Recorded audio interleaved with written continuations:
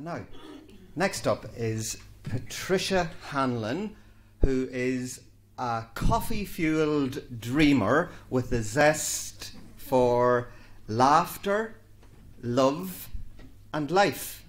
She hails from a mere few miles away from Armagh city here, the wee village of Moy, also called the Moy, which is on the Tyrone side. But her heart and home is now in the countryside, a few miles from Belfast. Patricia is reading an extract from her work in progress, a novel set in Belfast called Kirsty's Vow. Patricia.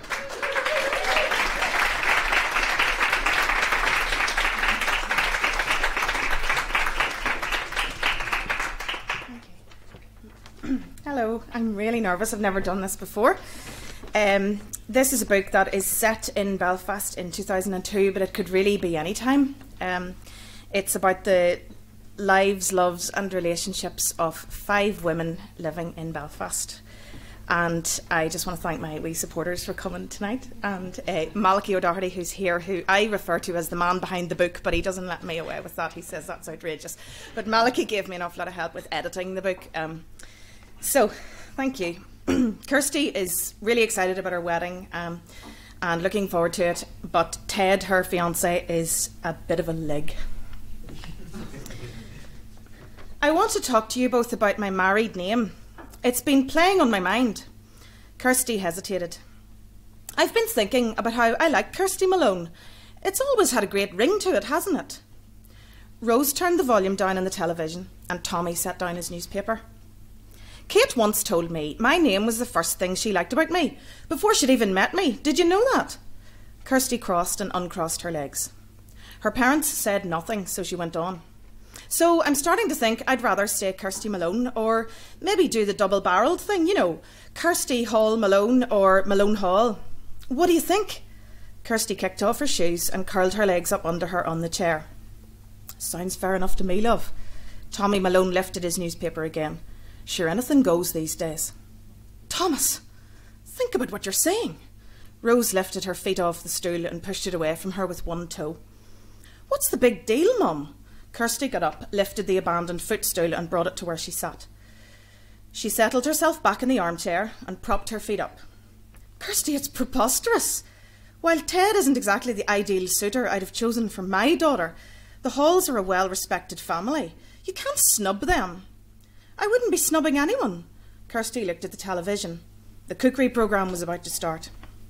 Kirsty. Rose Malone's voice was calmer. Isabel Hall is in my Women's Institute, and while we don't socialise in the same circles, Rose's mimed inverted commas were a bit more like rabbit's ears. I certainly cannot risk her taking any offence. She's tipped to be president next year. Rose nodded her wide-eyed head reverently. I didn't know Isabel dabbled in politics. Kirsty's dad winked at her. President of the WI, Tommy, Rose said with an exasperated sigh. Kirsty grinned at her dad. Her mum was so easy to wind up. No, Kirsty, absolutely not. I won't have my only daughter, who I've tried to raise as a lady, acting like some bra-burning feminist and taking a double-barrelled name. Or worse, keeping your maiden name. Rose looked imploringly at her daughter. What's wrong with her maiden name? I like the idea of Kirsty keeping my family name, Tommy tried. I'm sure you do, Tommy.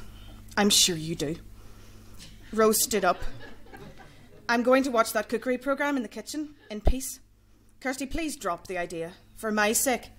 And with that, Rose exited the room. You'd better let her win this one, pet, said Tommy from behind his newspaper. Kirsty smiled.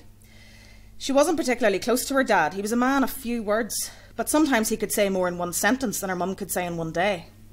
Kirsty admitted to herself that she didn't feel strongly about changing her name anyway. It was just something that had started to niggle at her. But her dad was right. She'd let it go. Where's the man himself tonight, anyway? The newspaper rustled as Tommy turned a page. Who? Kirsty reached for the iPad. Ted. How come you're not out with him tonight? Oh, Ted's out with Charlie tonight, Dad. They're away playing pool. He wants to enjoy his last Saturday nights out before he becomes a mutt, as Kate would put it. Tommy folded his newspaper and looked at his daughter. A mutt? It stands for man under the thumb. Kirsty's dad threw back his head and laughed louder and longer than Kirsty had seen him do in years. That's priceless. Where does she get them? Ah, you know, Kate, it's the English teacher in her. There aren't too many mutts around nowadays, Tommy mused. Thank you.